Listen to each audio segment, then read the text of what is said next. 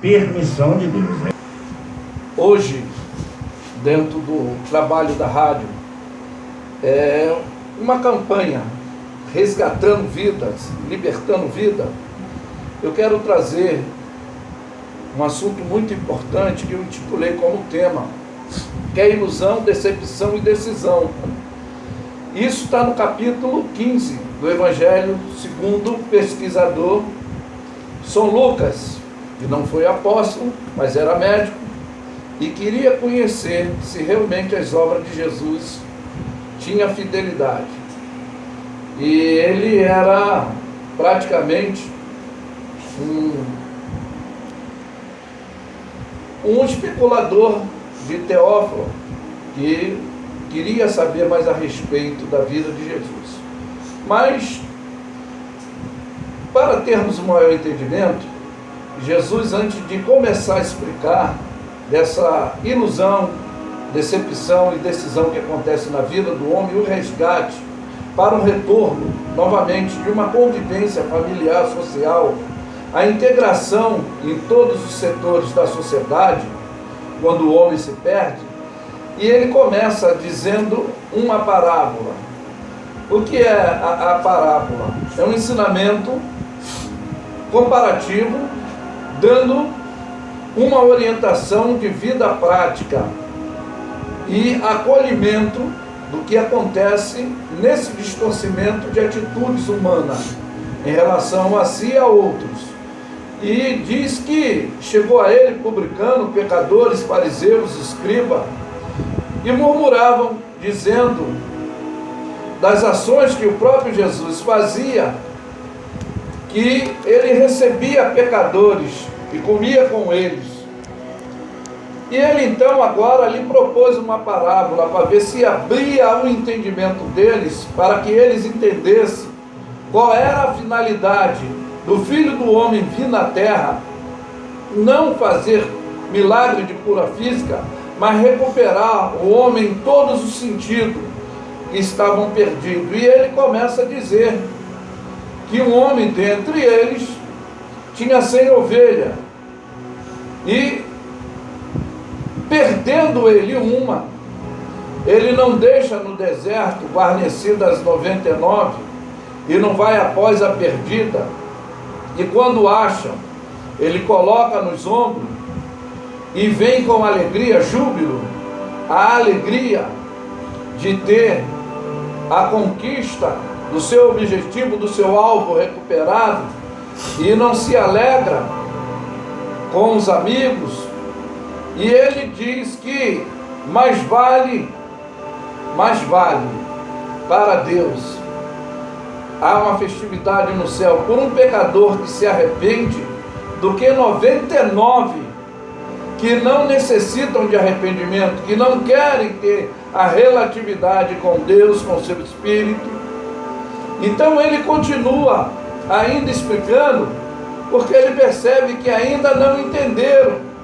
E ele fala também de uma mulher que tem 10 dracmas, que era a moeda da época, e ela perde uma cai e se perde no meio da casa. E ela procura com diligência, ela faz a varredura, ela procura até achá-la, e achando, ela assim chama as amigas e vai se alegrar. E ele dá um exemplo. Assim também a alegria diante dos anjos e de Deus quando um pecador se arrepende. E agora começa a narrativa mais explicativa do que ele queria passar desse relacionamento familiar, conforme foi falado aqui pelo evangelista, que algumas pessoas se perdem e entram por caminhos errôneos, destroem a si mesmo, não respeitam éticas, ensinamentos familiares, e a conduta distorcida na vida de muitos. É lógico que tudo isso por detrás há uma ação luciferiana, que é chamada rebeldia desse comportamento e procedimento. E ele propôs uma parábola, dizendo que um certo homem tinha 2 filhos, E ele disse que o mais moço deles disse ao pai: dar-me parte da fazenda que me pertence. E ele partiu a fazenda entre eles. E poucos dias depois, o filho mais moço, ajuntando tudo que foi repartido, que lhe pertencia, partiu para uma terra longínqua e ali desperdiçou a sua fazenda ou a sua herdade, os seus proventos, vivendo dissolutamente. Então aqui é a primeira parte do que eu estou falando, a ilusão que leva o homem a certas situações e muitas das vezes na sua vida não vai ser construtiva, mas vai ser destrutiva. E eu quero deixar bem claro aqui uma expressão que sábio, ele aprende com o erro dos outros. Ele vê as pessoas errar e ele toma como base de apoio para não cometer as mesmas situações. Mas o inteligente aprende com seus próprios erros. Então ele, na ilusão, como muito jovem hoje, de conhecer outras amizades, por rebeldia, não quer respeitar o pai porque acha que é de maior, já pode estar emancipado, fazer o que quer, acha que pode, tem já a condição de proceder com a sua vida, tendo ele o domínio próprio, e muitas das vezes ele entra nesse caos do desespero que agora eu chamo de decepção, que é o que acontece na vida de muitos, que entram pelo caminho das drogas, da prostituição, entram por caminhos errôneos, e quantos não têm condição, como a narrativa dessa história de um final feliz. Qual é a decepção que acontece com ele? Quando ele desperdiçou o seu provento, que o pródigo eu classifico como esbanjador, desperdiçou, aquele que gasta sem fazer cálculo, aquele que não preserva as suas finanças fazendo uma economia para o inesperado. Quantas pessoas vivem assim, nesse caos de desespero financeiro, e ao ponto dele procurar um emprego? Diz que ele foi e se chegou a um dos cidadãos daquela terra, o qual mandou, ele querendo emprego, mandou para um dos seus campos apacentar porcos. E ele estava debilitadamente, fisicamente, financeiramente, espiritualmente, em todos os setores. E ele desejava comer das alfarrobas, ou seja, das bolotas que os porcos comiam, e ninguém lhe dava nada. A decepção dele, que quando ele estava com dinheiro, quando ele estava comendo e bebendo das melhores comidas, das melhores bebidas, esbanjando, tendo ao seu lado aquelas amizades que são momentâneas, são interesseiras, ele tinha ao seu lado o convívio. Mas quando esgotou-se, agora ele se vê na necessidade da realidade, entra essa decepção, e ele tem que trabalhar.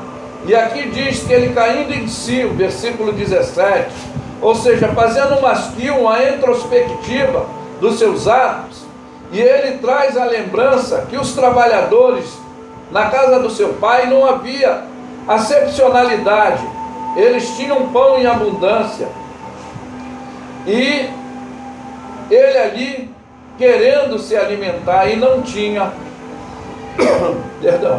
com que se alimentar.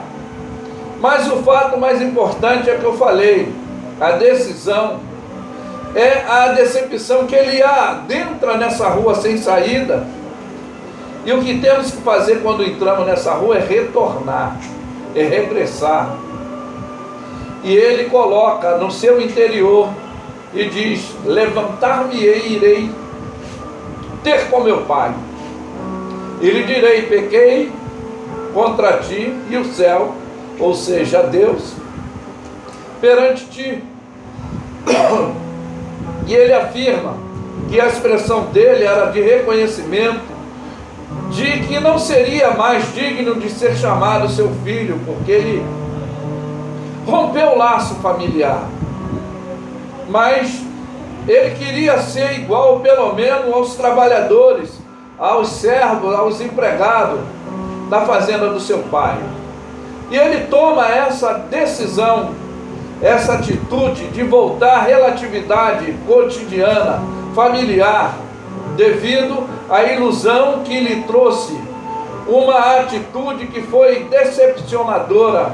Mas com essa decepção ele toma a decisão, que é o passo mais importante na vida de todo ser humano que quer mudança, que quer renovação de vida, que quer refazer, que é agora acertar, refazendo os erros para o procedimento de uma vida agora nutrida, abastecida de princípios éticos e práticos.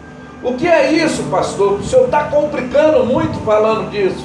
Foi ele dizer que ia se levantar, ia ter com o pai, ia reconhecer os seus erros, ia pedir perdão. Essa atitude de decisão são poucos que querem. Quantos de nós não queremos reconhecer os nossos atos libidinosos, pecaminosos, os nossos erros, ou com palavra ou com atitude, e se redimir diante da pessoa ou da família ou das autoridades constituídas que vivemos, para recuperar novamente o comunhão? E ele foi, e ele diz: levantar-me-ei, irei ter com meu pai. E quando estava ainda ao longe, viu seu pai, e moveu-se de íntima compaixão, correndo, lançou-lhe no pescoço e o beijou. E o filho agora faz a confissão: pai, pequei contra ti, o céu, já não sou digno de ser chamado mais de teu filho. Mas o pai, a atitude de um pai foi e é sempre acolher aquele, como nós chamamos, ovelha negra da família. O pai, no momento que abraçou, falou para o seu servo: olha, pega o melhor bezerro, está mais gordinho, vamos comer, vamos nos alegrar, porque esse meu filho estava morto e agora reviveu. Não está falando de morte física, mas está falando da morte familiar, da morte de ensinamento, de procedimento, está falando de ética. E o seu comportamento distorcido fez com que ele desabonou a conduta que lhe foi ensinado, e ele aprendeu com seus erros, e ele aprendeu tendo a decepção do que a sua convivência cotidiana lhe trazia um estrago psicológico. Mas ele recupera com essa decisão de refazer os passos errôneos das suas atitudes que ele tomara. E diz que estava havendo uma festividade, porque ele agora manda que o seu empregado lhe coloca um anel, uma aliança. A aliança, você sabe que ela não tem emenda. A aliança é uma comunhão que nós temos que ter sempre, em relatividade, não só com a nossa família, mas com os seres humanos que nós lidamos. E fala de colocar a sandália nos seus pés, ou seja, a firmeza da atitude, que agora ele, com maturidade, iria proceder mediante a tudo que ele passou. A Bíblia diz em 2 Coríntios 5,17, né, se eu não me engano, que se alguém está em Cristo Jesus, nova criatura é, as coisas velhas se passaram, eis que tudo se fez novo. Era o que estava acontecendo quando o pai disse: esse filho estava morto e agora reviveu. Mas sabe o que acontece muitas das vezes? As pessoas não acreditam em conversão. Quando as pessoas saem de vidas já estragadas para a sociedade, acham que não há recuperação. Foi o caso do seu filho mais velho se indignando com a atitude do pai, e ele exortando o pai, dizendo que aquele irmão, ele desperdiçou tudo. Ele realmente, ele não merecia esse cuidado do pai, e ele repudia a atitude do pai, e começa a dizer: se eu nunca matou o bezerro, se eu nunca me deu nada, um cabrito, se eu nunca fez festividade para mim, para meus amigos. Mas o pai falou: você tem o equilíbrio, você tem tudo aí, para que esse ciúme, para que essa revolta, essa indiferença com o seu irmão? Ele mesmo estava quebrando um dos mandamentos de Deus: amarás o Senhor teu Deus de todo o teu coração e o teu próximo como a ti mesmo. Mas ele diz: olha, era justo que eu me alegrasse, regozijasse, porque o teu irmão, ele começa a dizer, estava ferido, magoado, machucado, e agora está sendo guarnecido, cuidado por mim, porque é o meu dever como pai. E muitas das vezes pessoas não querem ver a tua recuperação, não querem ver a tua alegria, a tua afetividade familiar no convívio novamente, quando você se embrenha por caminho de drogas, de alcoolismo, de prostituição, e alguns acham que não tem recuperação.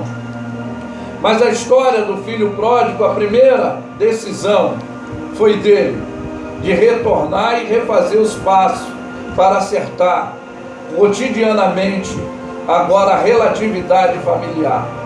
Eu espero que você que está ouvindo essa mensagem tome a decisão, que Cristo, ele não vai entrar na tua vida. Você que tem que querer e tem que reconhecer as suas falibilidades diante das pessoas, ou diante daquilo que você errou ou está errando, e procurar se restabelecer. Só quem pode te dar essa condição nesta manhã é o Senhor Jesus, que está pronto, de braços abertos, para te receber. E ele usa o caminho como expressão de relatividade com o ser humano, dizendo que é o caminho, é o único caminho que pode levar o homem novamente à relatividade com Deus, que não abandona os seus. Que nessa manhã, amado, você possa fazer essa reflexão do entendimento que na vida nós temos ilusões, e com as ilusões que a vida nos oferece, que são os estados momentários, de coisas paliativas, efêmeras, nos faz ter decepção. E com a decepcionalidade, é um masquio que nós fazemos para uma reflexão interior. E aí, se queremos continuar, e se queremos mudar, e se vamos mudar, é chamada da decisão, foi o que o pródigo tomou. A Bíblia diz em Eclesiastes que há tempo para todas as coisas. Para muitos não há tempo, não consegue, é tarde demais. Quando viu, já aconteceu, não tem como retornar.